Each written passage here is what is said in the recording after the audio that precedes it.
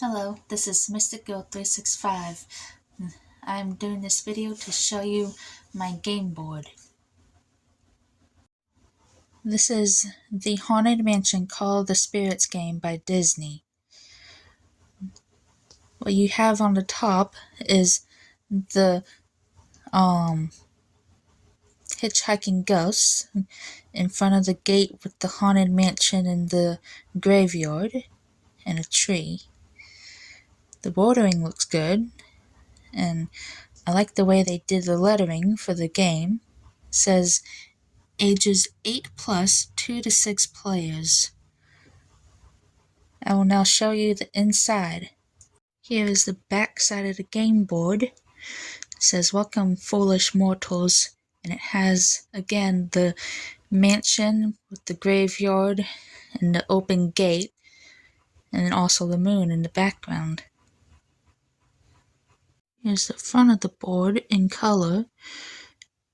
You have the different rooms, which I will explain once I open the instruction booklet. But look at the detail. It's cool.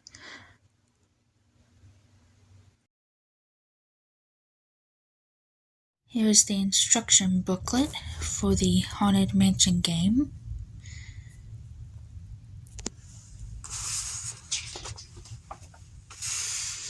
You have the contents here. And there's going to be shadow because I don't know how to get there to not be shadow. You have the crypt in the top middle, mausoleums the top left, graveyard bottom left, attic bottom middle, dining room bottom right, and ballroom top right. Then you have the endless hallway with the seance room. You have the 6-player movers and the hitchhiking ghost mover. You have the haunt card box with the haunt cards, the ghost cards, and the event cards, as well as the reference cards. And then you have the first player marker and the 2 bidding dials. Here's what the ghost card looks like. You have the point value, the ghost type icon, and the effect. And then the event card, you have the number of rooms to move the hitchhiking ghosts, the direction to move them, and the round condition. The setup. Sorry. Okay, this is the only way I know how to do it.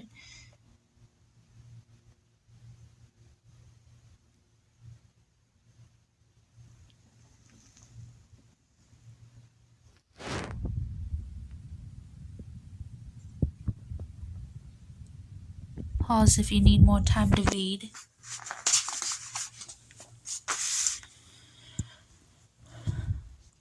The objective, basically, you have to socialize with ghosts and collect ghost cards, and you have to make sets, and then you want to avoid the haunt cards because the one with the most haunt cards loses points and is most haunted at the end. You have event phase and you have action phase. The event phase, you draw an event card and move the hitchhiking ghost and put the ghost in the mansion. And you read the round condition.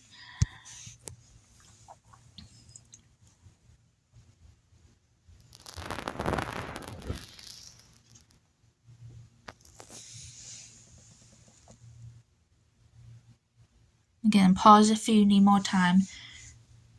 And then the haunt card is not going to look exactly like that, but it'll have, let me see, it'll have pictures of ghosts and it'll have different numbers on it. Numbers are how many points you lose. The event phase, you have where you draw the event card, and that's where the hitchhiking ghosts move in the certain direction, however many rooms. So here's an example. You have someone picks the card with the 3 going to the left. The ghosts move from the original spot 3 rooms to the left. That's the player's left. And here's an example of what it would look like with ghost cards in the rooms. You'll have the ghost cards in the rooms, and you can pick up the ghost cards and you read the conditions and stuff. Okay, I might have got that wrong. But anyway, it's points that you gain, and sometimes you have to have a certain amount for a set, sometimes it's a point for each of that type card. But here are the different actions you can do in action phase. You can move, which means move to any adjacent room, or if you're in the seance room, you just move to one of the rooms for your first move. And if you're already in a move, as I said, you can move to an adjacent room, as this shows, or you can move back into the seance room. That's where you can discard a card. More on that to come. Rotate the endless hallway. That's that picture there. That's the red part. You can rotate it to move to a room that you want to go to, and also move a player to a room less desirable to them. There's an example. The left is the before, the right is the after. Collect a ghost card. Basically, you collect the card from the room that you're in, and you collect more than one ghost card from the same room, but they're each one action. So if you collect 2 ghost cards, that's 2 actions. And then you place it face up in front of you, and it has different points and stuff. Duel. That's where you use the bidding cards to move them to how many cards you want, or how many cards you're willing to take of the haunt cards to get the ghost card. Discard a haunt card. That's basically where you get rid of a haunt card if you're in the seance room and it makes you less haunted. So with hitchhiking ghosts, they can move around the haunted mansion, haunting players, and that's where you get haunt cards. If the ghosts move to a room that you're in, you have to draw 1 haunt card. If they're in a room, or if they move through a room that you're in, not stopping there, you have to draw 2 haunt cards. And then, let's see. So, I believe, if you collect multiple ghost cards, you must draw 1 haunt card for each ghost card you collect. That's if you collect a ghost card from in the room that hitchhiking ghosts are in. The end of round, you pass that first player token to the person on your left, and they begin the next round by drawing an event card. The final round card is an event card that says final round. When that card is picked, basically you just draw 3 extra ghost cards and put the ghost in the mansion. And then after all players have taken their final turn, the game ends. And then scoring, I'll let you read that. But basically, you add up the points, and whoever has the most haunt points has to they have to find the ghost cards that's the most of the value, and if you have the most of the musician cards, you get rid of those if you're the one that has the most haunt value after adding up the points, and then whoever has the most points in the end wins. And these are the different ghost cards. You have musician ghosts, paintings and artifacts, dancing ghosts, tea party ghosts, grim grinning ghosts, ballroom ghosts, groom ghosts, the stretching portraits, the special ghost, or the bride, the headless knight, the Madame Leota, the organist, and the executioner.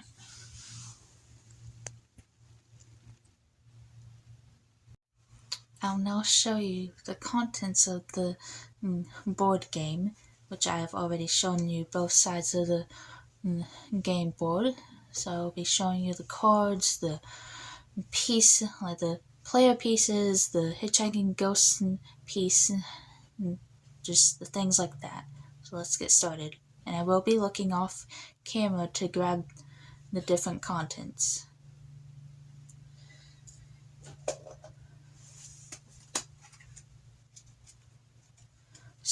Starting off with the ghost cards, we have these right here. It has Madame Leota on the back of it in the crystal ball. This is an example of what a ghost card looks like. You have the symbol, and you have the points for how many cards you have, and you have a picture at the top.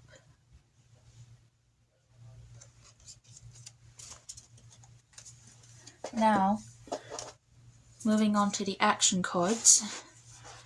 This is what an action card looks like. This one is the gray card. It shows the move. It shows the different actions. You have move, which is moving to an adjacent room. Rotate, you rotate the endless hallway, which I will show later. Collect, you collect the ghost card from your room that you're at. Duel, you attempt to steal a ghost card from a player in your room, and that is only once per turn. The discard is also once per turn. If you're in the seance room, you discard a haunt card, which I will show. And these are front and back. I'm not sure why, but that's how it is.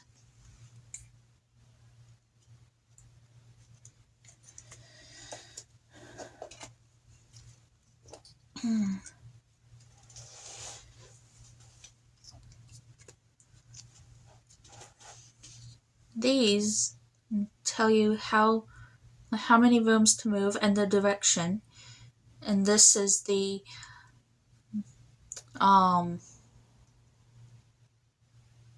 condition for the round. You use these and you move your player piece around the endless hallway however many times it says and in the direction.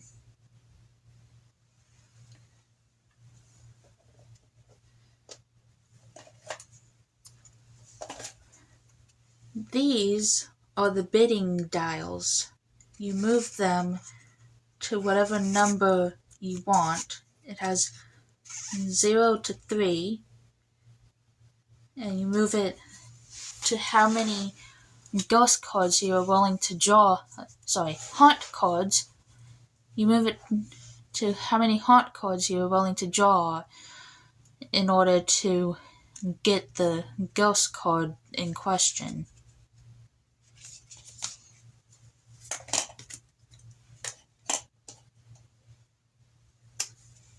So, just want to add, if you remember, I believe whoever has the higher number wins, but if it's a draw, then the one that started with the card keeps it.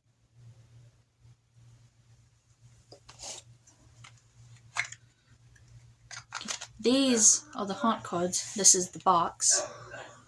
I don't know if you can see that.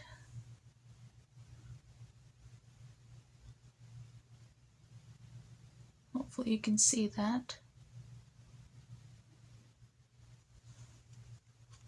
Kind of looks like one of those, like, I think they're called mausoleums that you put people in. And here's a haunt card. It has the number. That's the amount of points taken off, I believe. And they all have a picture. And then there's the back of it with an eye. Let's see if I can get it to not be blurry.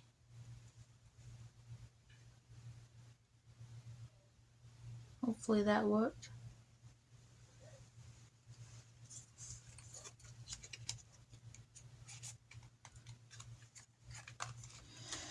Now, moving on to the Hitchhiking Ghost mover piece. It's the Hitchhiking Ghost that you see in the movie and the Disney World ride.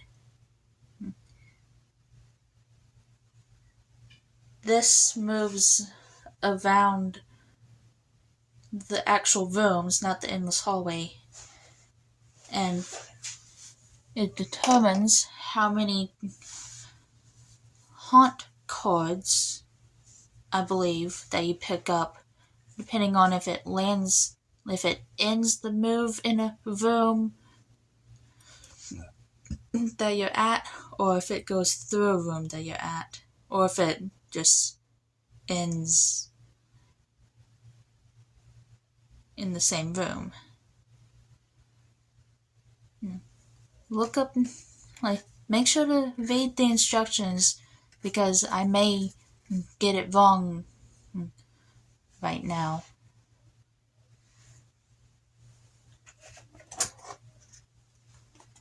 Now, this, hopefully that works. This is the first player mover, and it is also double-sided. This goes to the person that does the first move for each round, and then the other players take their turns, and after each round ends, you give it to the next person for them to start. And it just goes until you get to the final round event card.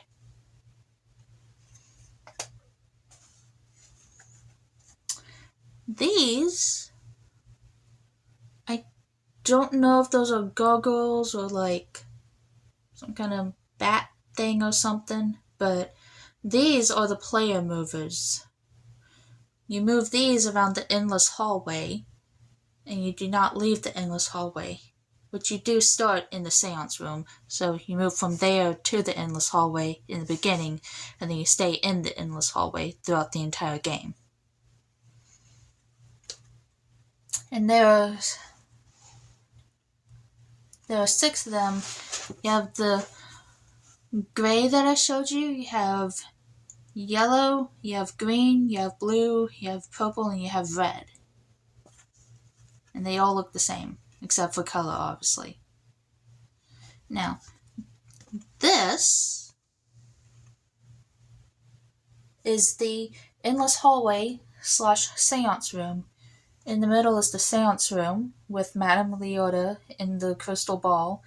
And then all of this red here, the red area with the dots, that's the endless hallway.